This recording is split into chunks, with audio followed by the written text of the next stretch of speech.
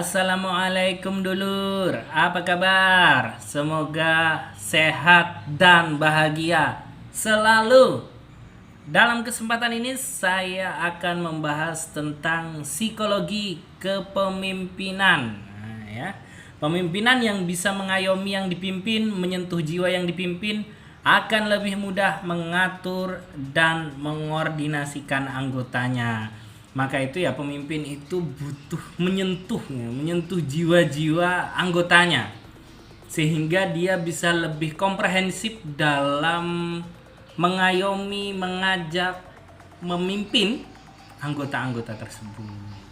Ada ikatan-ikatan emosional, itu penting.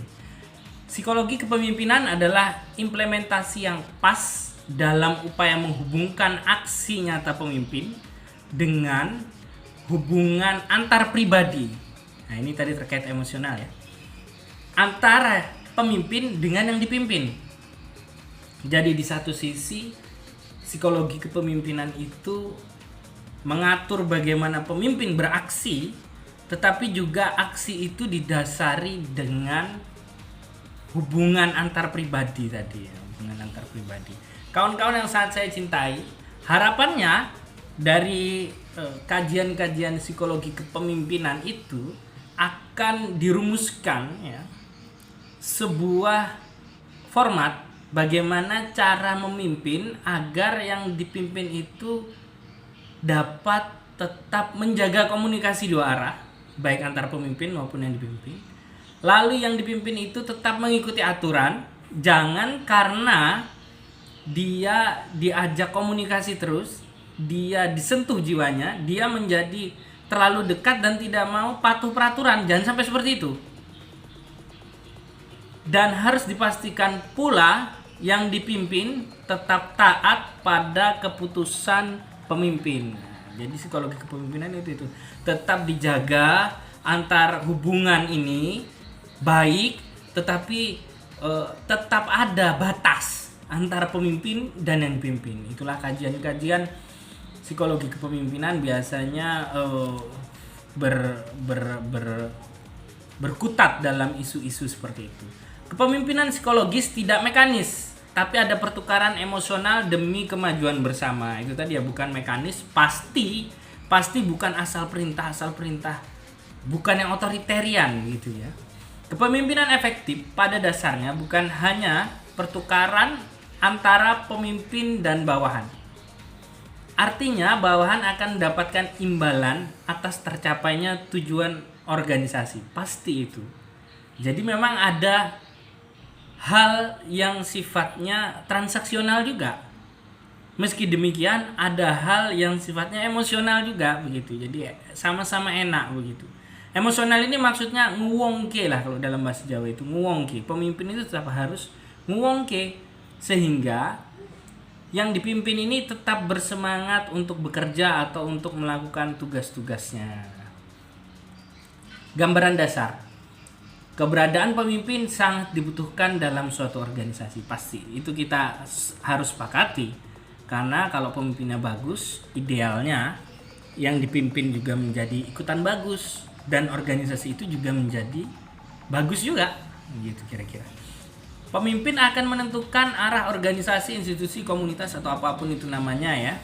Yang jelas yang dipimpin organisasi, institusi, komunitasnya itu bisa menjadi lebih baik karena adanya pemimpin itu. Kepemimpinan sendiri merupakan kegiatan seseorang dalam mempengaruhi dan menggerakkan seluruh anggota. Itu gambaran dasar kepemimpinan. Nah, yang jelas cara memimpin di satu institusi berbeda-beda sesuai dengan kondisinya. Dalam video saya sebelumnya tentang komunikasi kepemimpinan, hal ini sudah sempat saya singgung bahwa ada perbedaan cara berkomunikasi di model organisasi seperti ini dan di model organisasi seperti ini. Begitu pula teknik memimpinnya, teknik menyentuh jiwanya, teknik psikologinya, kondisi psikologinya maksud saya tentu berbeda-beda. Contohnya ketika kamu, ketika saya, ketika jenengan, ketika Anda memimpin tentara begitu.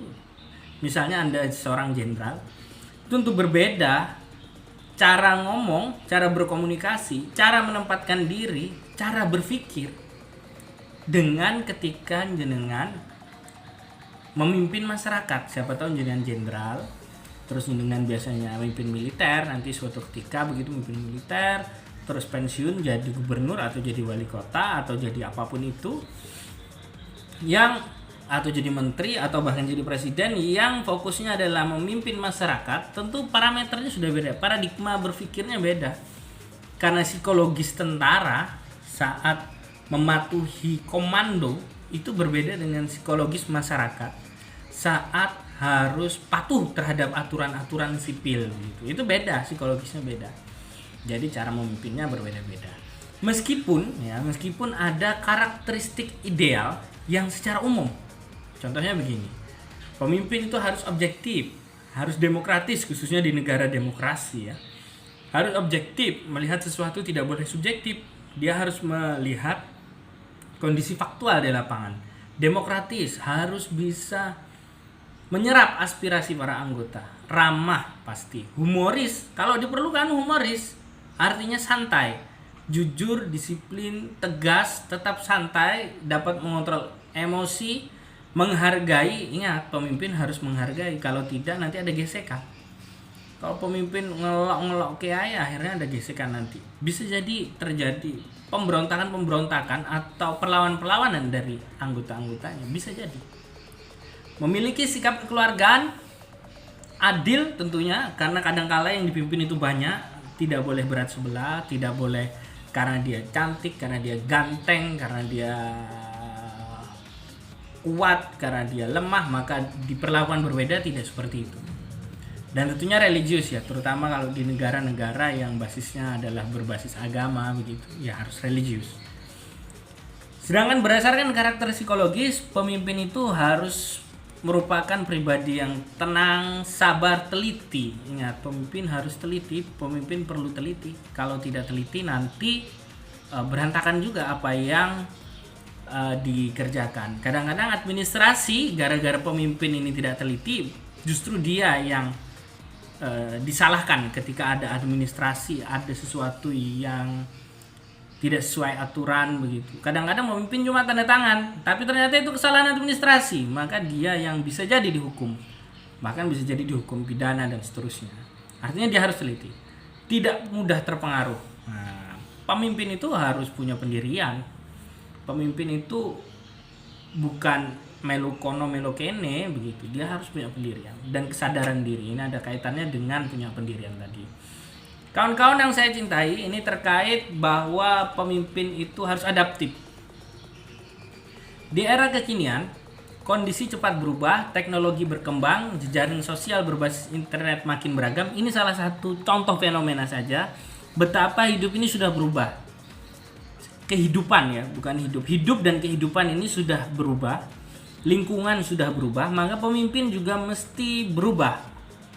Pemimpin harus punya karakter adaptif, menyesuaikan diri. Contohnya, bila dulu misalnya pemimpin pondok pesantren itu belum ada media sosial. Kan ada itu ya pak kiai yang sejak tahun-tahun 90-an memimpin pondok pesantren, itu belum ada media sosial. Tapi saat ini santri itu sudah banyak pakai medsos. Masyarakat itu sudah pakai medsos semua. Artinya apa? Pemimpin pondok pesantren harus bisa menyikapi fenomena ini. Kalau dulu dakwah dari rumah ke rumah, dari pengajian ke pengajian, di masjid begitu, bisa jadi pemimpin pondok pesantren yang juga fungsinya adalah berdakwah begitu ya, tidak hanya tarbiyah tapi juga dakwah, itu bisa menggunakan media-media sosial tadi. Apalagi tarbiyah juga bisa juga dilakukan melalui media sosial sebagai sarana. Salah satu sarana maksud saya untuk mentarbiyah santri-santrinya. Salah satu sarana saja. Tentunya perlu juga tatap muka dan jalinan emosional seorang pemimpin itu tetap diperlukan. Semaksimal mungkin menggunakan teknologi, tetapi semaksimal mungkin menggunakan sarana-sarana yang lain. Nah, ketika situasi dan kondisi lingkungan selalu berubah, maka pemimpin harus fleksibel, adaptif, dan proaktif. Tentunya tidak hanya pemimpin pondok pesantren, tetapi pemimpin-pemimpin yang lain. pemimpin kepolisian misalnya, pemimpin apapun itu. Kalau dulu kepolisian belum ada aplikasi-aplikasi teknologi keamanan, sekarang teknologi begitu hebat, tentunya mereka para Kapolsek, Kapolres, Kapolda, Kapolri juga terus mengembangkan teknologi ini. Makanya banyak aplikasi-aplikasi kepolisian itu, misalnya entah itu SIM atau untuk kentongan keamanan. Kalau dulu pakai kentongan, sekarang pakai ya aplikasi-aplikasi aduan masyarakat yang lebih modern tentunya. Artinya pemimpin itu harus mengetahui kondisi masyarakat yang dipimpinnya. Kondisi masyarakat itu tidak hanya yang sifatnya sosiologis, tetapi juga psikologis, bahkan ekonomi, bahkan hal-hal lain, aspek-aspek lain, antropologis, geografis, dan lain sebagainya. Lingkungannya harus diketahui oleh pemimpin itu, termasuk tadi yang saya jelaskan, aspek-aspek psikologis. Kawan-kawan yang sangat saya cintai, yang sangat saya hormati, dulur-dulur sekalian, kiranya itu saja yang bisa saya sampaikan dalam kesempatan ini. Semoga bermanfaat baik untuk jenengan-jenengan semua maupun untuk saya secara pribadi. Assalamualaikum warahmatullahi wabarakatuh.